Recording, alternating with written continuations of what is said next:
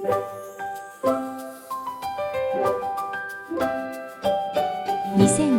年3月、私たちは家族3人で九州を旅行しました。長崎から入り、佐賀、福岡、熊本、宮崎、そして大分へ。5日間で九州7県のうち6県を巡る旅になりました。ハウステンボス、吉野ヶ里遺跡、太宰府天満宮、阿蘇山、高千穂峡、湯布院、別府地獄巡り、九州を代表する観光地を移動しながら順番に回っています。この動画では5日間の旅の流れに沿って実際に巡った順番で記録をまとめました。これから九州旅行を計画される方の一つの参考になれば嬉しいです。それでは5日間の旅の記録をご覧ください。最初の目的地は長崎のハウステンボスです。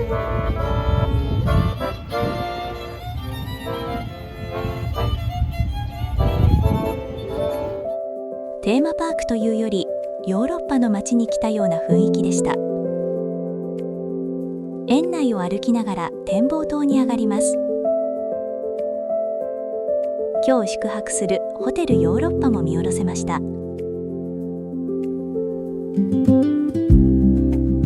3階建てのカルーセルは思っていた以上に大きく迫力がありました。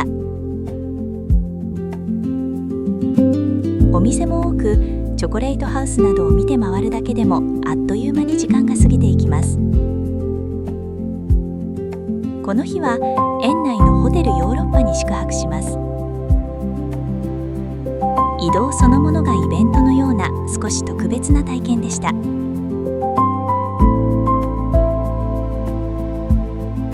一旦ホテルに入り、少し休憩してから夕方にもう一度園内へ出ます。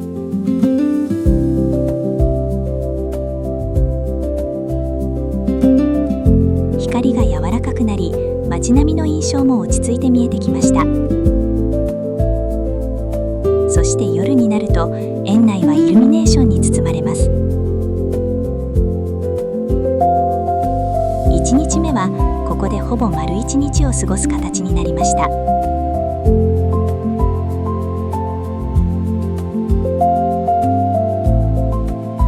ハウステンボスは短時間で回るというより滞在して楽しむ場所だと感じました。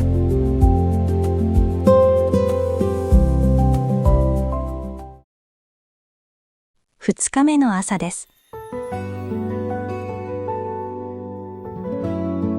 この日は朝から曇り空。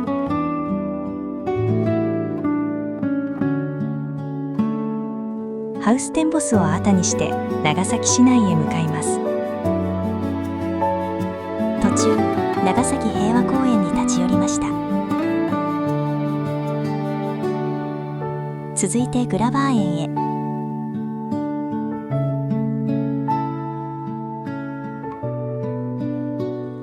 天気は曇りでしたが、その分周りの雰囲気が柔らかく感じられます。ここから佐賀方面へ移動します。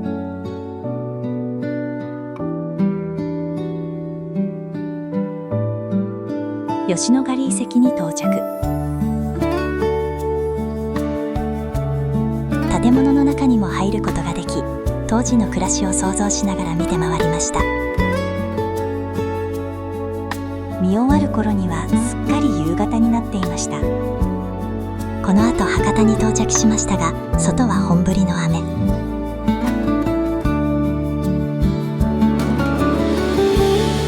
かい鍋料理で移動の疲れも少し和らぎます。2日目は観光をしながら長崎から福岡まで一気に移動した一日になりました。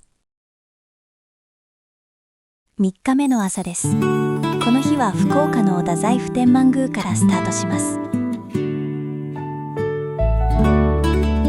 頭を撫でるとご利益があると言われています。まずは参拝へ。朝から多くの人が訪れていました。ゆっくり境内を歩いた後、参道へ。参道では名物の明太子茶漬けをいただきます。る時間になりました。焼きたてをその場でいただくのもこの場所ならではの楽しみです。ここから熊本方面へ向かいます。こうした何気ない時間も旅の一部に感じられました。景色は次第に山の風景へと変わっていきます。阿蘇の大観峰展望台へ向かう道を登っていきます。ですが霧と強風で視界はほとんどありません。迫力はあるものの景色は全く見えませんでした。これも旅らしい出来事です。この日は早めに切り上げ黒川温泉へ向かいます。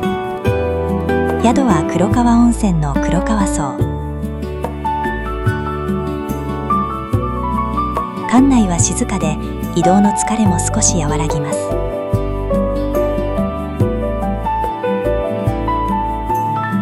夕食は和食の懐石料理。ゆっくりとした時間の中で旅の一日を振り返りながら過ごします。3日目は街から自然へと移り変わる一日になりました。4日目の朝です。前日霧で何も見えなかった大観峰へもう一度立ち寄ることにしました。展望台に到着。昨日とは違い阿蘇の山並みを見ることができました。ここから宮崎県の高千穂へ向かいます。高千穂峡に到着しました。ボート乗り場からたくさんのボートが出ています。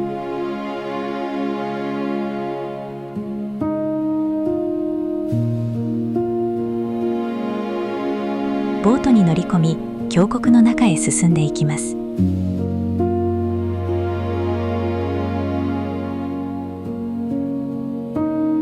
滝の近くまで進むと水しぶきがかかるほどの距離です。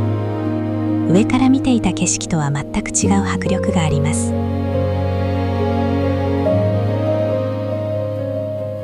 高千穂峡は実際に中に入ってみてこそ分かる場所だと感じました。続いて天照鉄道へ向かいます。出発時には駅員さんたちが手を振って見送ってくれました。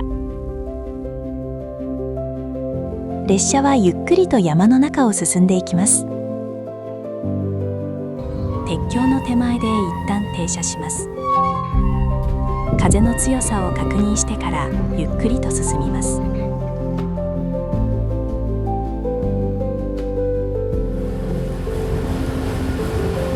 門をくぐると視界が一気に開けました。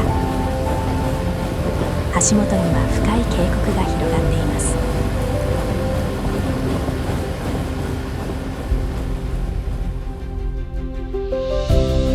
橋の上では車掌さんがシャボン玉の演出をしてくれました。やがて前方にトンネルが見えてきました。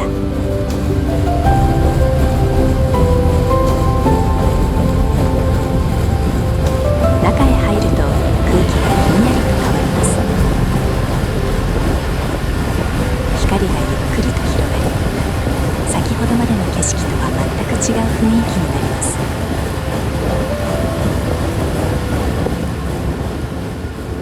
明るい外の光が近づいてきます。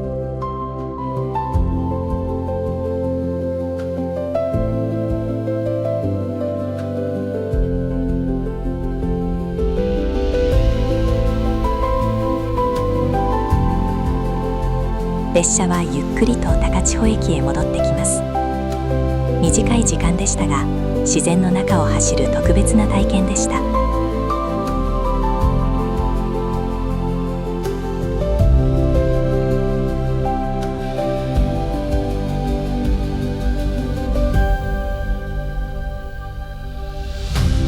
続いて天岩戸神社へ。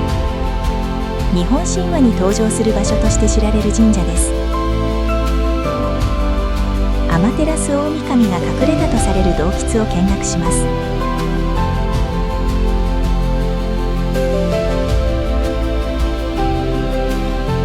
この後、大分県の湯布院へ向かいます。宿は湯布院の温泉旅館西岳館。窓からは湯布岳が見える静かな場所です。温泉に入り、ゆっくりと体を休めます。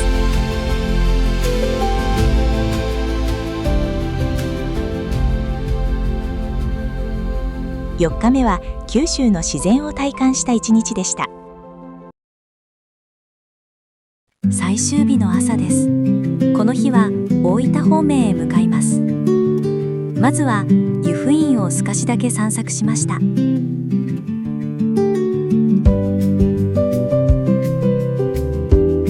その後、別府へ向けて移動しました。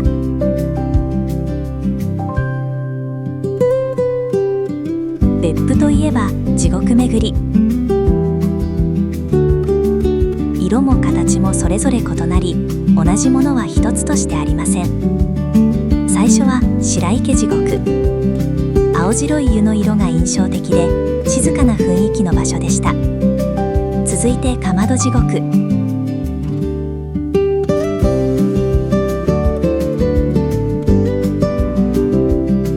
途中の休憩所で一息。海地獄は特に鮮やかな青色。湯煙と合わせて別府らしい景色が広がっていました。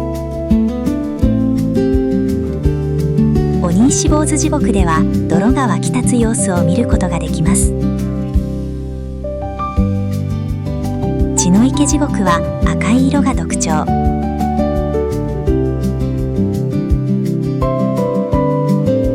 竜巻地獄では間欠泉の噴き上がる瞬間を見ることができました。こうして地獄巡りを一通り回り、スタンプもすべて揃いました。途中で見つけた極楽まんじゅう。歩いた後の甘いものが一番美味しく感じます。観光を終え、空港へ向かいます。いよいよ旅も終わりです。九州北部を巡った5日間の旅。各地を移動しながら多くの景色に出会うことができました。ここまでご覧いただきありがとうございました。